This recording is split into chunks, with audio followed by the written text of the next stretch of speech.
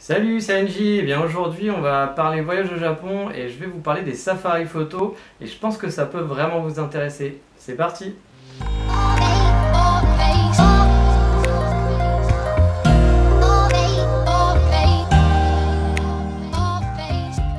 On va donc parler aujourd'hui safari photo. Alors safari photo, qu'est-ce que c'est? Non, vous n'allez pas voir des lions au Japon, enfin il y en a sûrement dans les zoos, mais c'est pas vraiment le but.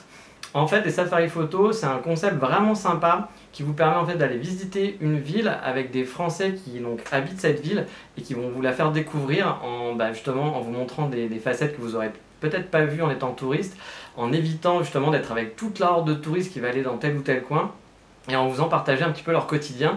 Et vous donner aussi des types photos, et donc améliorer votre niveau en photo ou trouver des points de vue, vous amener dans des points de vue qui sont vraiment cool. Donc on va aller rentrer un petit peu dans les détails de tout ça. Alors oui, en fait, les safaris photos, ça a commencé avec un Français qui s'appelle David, qui est photographe professionnel et qui a commencé ça à Tokyo il y a déjà pas mal d'années, je ne sais pas exactement en quelle année. Et en fait, le concept, il est assez simple, c'est qu'il va vous faire visiter la ville et vous donner des conseils photos. Donc moi, j'ai fait mon premier safari que j'ai fait, c'était à Tokyo lors de mon premier voyage. Et j'avais passé déjà une journée à visiter, mais je m'étais dit je vais le faire assez rapidement parce que je pense que les safaris c'est bien pour découvrir une ville quand on connaît rien du tout. Il y a plusieurs types de safaris, plusieurs façons de le faire, mais c'est plutôt pas mal. Alors déjà le concept c'est qu'on n'est pas nombreux. Contrairement à des visites guidées où vous allez être, je sais pas, vous pouvez être 50, 40, 20 et autres. Là à chaque fois c'est 4 ou 5, vous pouvez même faire des safaris tout seul et réserver pour vous tout seul ou pour un couple ou autre. Moi ça m'est arrivé de faire des safaris tout seul, mais je vous en parlerai un petit peu plus tard. Donc Tokyo, voilà, à Tokyo en fait on a fait une grande visite rapide de Tokyo avec plein de quartiers, avec des quartiers qui sont peu connus, ou aussi on va passer dans des endroits qui sont pas très touristiques et ça permet de connaître des choses que vous n'allez pas voir dans les guides. En fait c'est un peu le principe aussi, c'est que c'est des gens qui habitent sur place et qui connaissent les coins et donc qui peuvent vous amener dans des endroits pas très connus ou des endroits si vous n'êtes pas très curieux, vous ne serez peut-être pas forcément allé là-bas.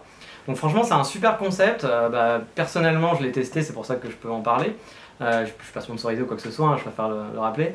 Mais moi en fait j'en ai fait 4 si je dis pas de bêtises. Donc j'ai fait celui de Tokyo, parce qu'il y en a plusieurs. Donc il y a celui de Tokyo.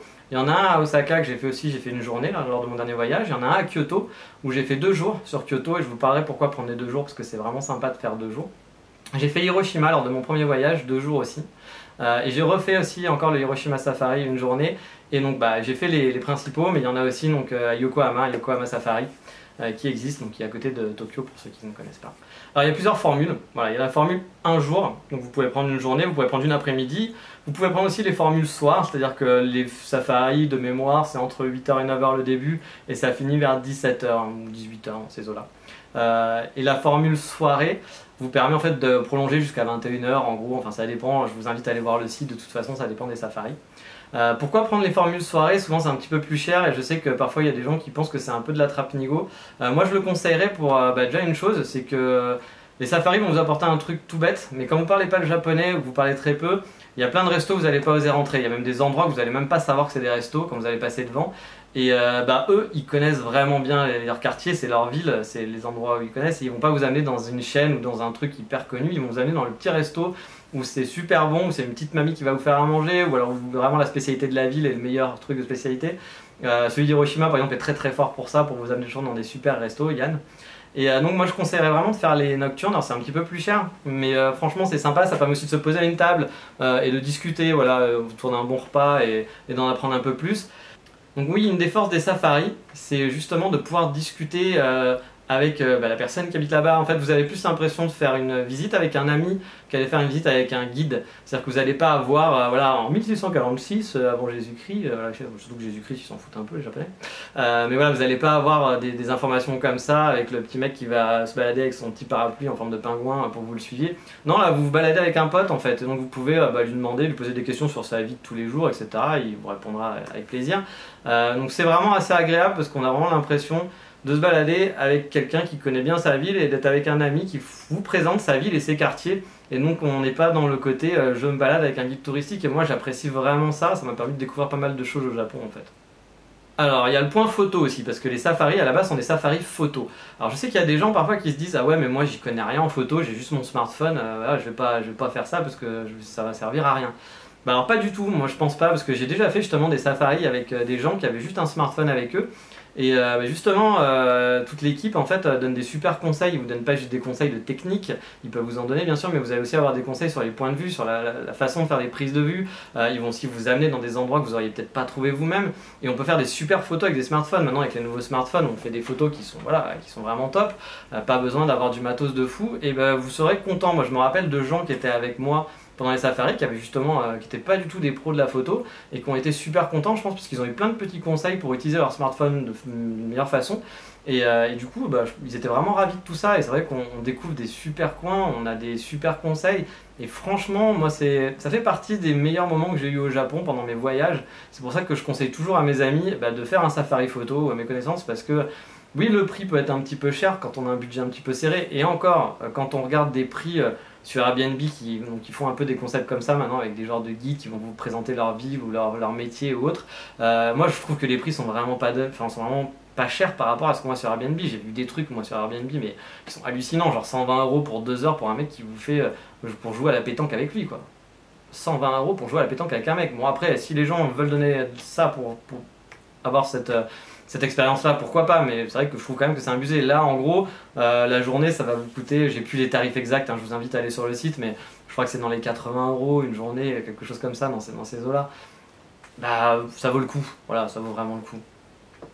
Un autre point positif des safaris, c'est que voilà, ils vont, comme je vous le disais, ils connaissent les gens. Par exemple, j'ai fait celui d'Hiroshima qui m'avait beaucoup marqué moi à l'époque parce que Yann, donc à Miyajima, connaît tout le monde. C'est-à-dire que vous allez aller boire un coup chez un local, un artiste local qui est super content de voir des touristes et voilà, il nous a amené là-bas. On va manger chez une petite grand-mère.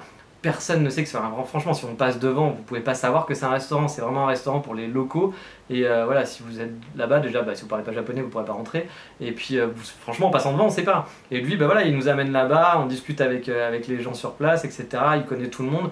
Il va pareil, Miyajima, imaginez c'est comme le Mont Saint-Michel, pour ceux qui connaissent le Mont Saint-Michel, vous avez la grande allée principale, tous les touristes suivent cette allée principale, et voilà, il y a trop de monde, c'est chiant. Miyajima, franchement, si vous suivez les chemins habituels, vous allez aimer parce que c'est super joli, mais vous allez passer à côté de quelque chose. Yann, lui, connaît plein de petits coins où vous allez avoir des vues superbes qu'il faut vraiment aller chercher et que lui seul connaît. Et bah, ça vaut le coup, ça vaut vraiment vraiment le coup. Et c'est pareil pour tous les safaris. Kyoto, voilà, moi j'avais dit pour Kyoto que j'avais pas apprécié parce qu'il y avait trop de touristes. Bah voilà, il s'est adapté, Geoffrey s'est adapté, il m'a fait découvrir voilà, d'autres coins de Kyoto que je connaissais pas du tout. Et c'était vraiment cool. Donc franchement, c'est vraiment une super expérience à avoir, surtout quand on ne vit pas au Japon, je pense, et même quand on vit au Japon. Mais voilà, si on est un simple touriste, on va avoir forcément envie de faire les choses touristiques et de suivre bah, voilà, les trucs classiques parce qu'on a vu ça sur internet. Moi, je suis un peu aventureux, donc j'aime bien voilà, me perdre et autres, donc j'ai quand même un peu l'habitude de ça. Mais voilà, je vais me perdre, mais je suis pas sûr de trouver quelque chose. Alors que là, en faisant les safaris, eux ils l'ont déjà fait avant moi en fait. Et ils connaissent vraiment le quartier, ils connaissent les gens. Donc eux ils vont pouvoir m'amener. Et puis même moi je vais me perdre dans les quartiers autres. Mais encore une fois, je vais pas oser rentrer dans un restaurant parce que je saurais même pas que c'est un restaurant cet endroit-là. Je sais pas, je vais pas pouvoir parler avec des locaux parce que je parle pas la langue. Donc franchement, c'est un vrai plus. Et pour le prix, moi je trouve que ça vaut vraiment le coup. Alors en conclusion, est-ce qu'on fait les safaris ou non? Bah, vous aurez compris, oui on fait les safaris. Pour moi ça a été un des meilleurs moments de mes voyages au Japon. J'ai toujours passé des super bons moments, j'ai découvert plein d'endroits cool, j'ai hyper bien mangé.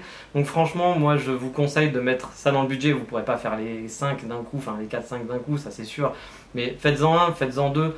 Essayez même une journée ou deux, voilà, enfin si vous pouvez faire 2 jours c'est cool, vous faites une journée mais franchement ça vaut vraiment le coup. Donc foncez, j'ai mis les liens dans la description pour que vous ayez accès donc, au Safari. Moi je peux vous le dire, j'ai été client et j'ai adoré, j'ai fait les 4. Voilà, il n'y a que Yokohama que j'ai pas fait parce que bah, pareil pour le budget je pouvais pas tous les faire forcément. Mais j'ai fait en cumulé, bah, j'ai fait donc 1, 2, 3, 4, 5, 6, 7, 8, 9 journées de safari, donc ça commence à faire pas mal.